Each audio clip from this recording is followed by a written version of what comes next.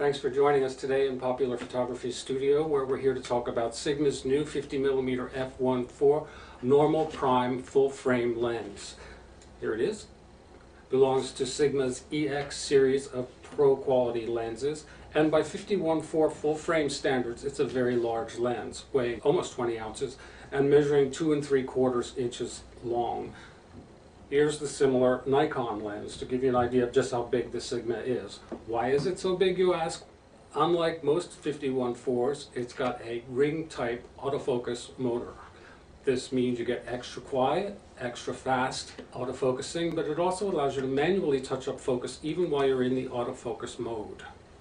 The finish is a matte black, slightly flecked, very attractive. The lens has several scales, subject distance scale as well as a depth of field scale. Now we turn to Julia Passoff-Silber, who's going to tell us how the lens performed in PopPhoto's lab tests. Julia? Thanks, Pete.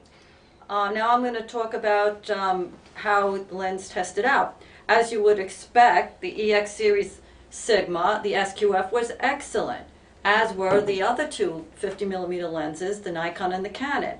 What's the difference? The Sigma did come out a bit better, as you can see from our SQF charts. You could see the differences highlighted.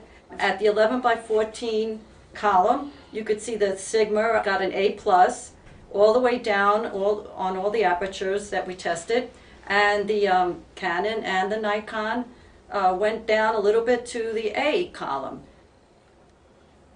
In the 16x20 column, you can see that the Sigma had A+ and an A, and the other two lenses went down to a B+. And at the last column, the 20x24, the Sigma was a B+ and an A, while the other two went down to a B. What's the difference? As you go up in print size, you're better off using this Sigma lens. It will be slightly sharper than the other two. Also for distortion, the lens distortion was barrel distortion at 0.21%. It was slight, as were the other two lenses. It was very similar. Light fall off was gone from the edges of the Sigma at f2.8, and that was a close match with most of the competition.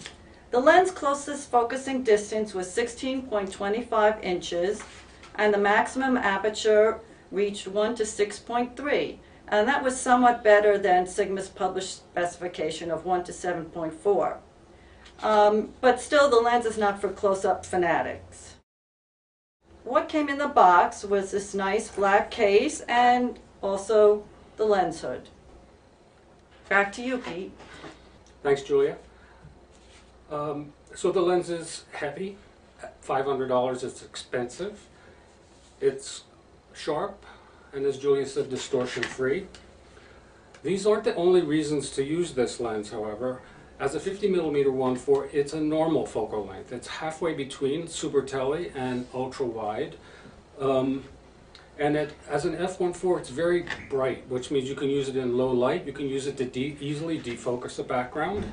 And as a 50mm, it's very good for people pictures, for full-length, half-length portraits. And on a DSLR, it scales up to an 80mm, making it perfect for head and shoulders and tighter headshot portraits. An all-around excellent lens. Thanks for joining us today.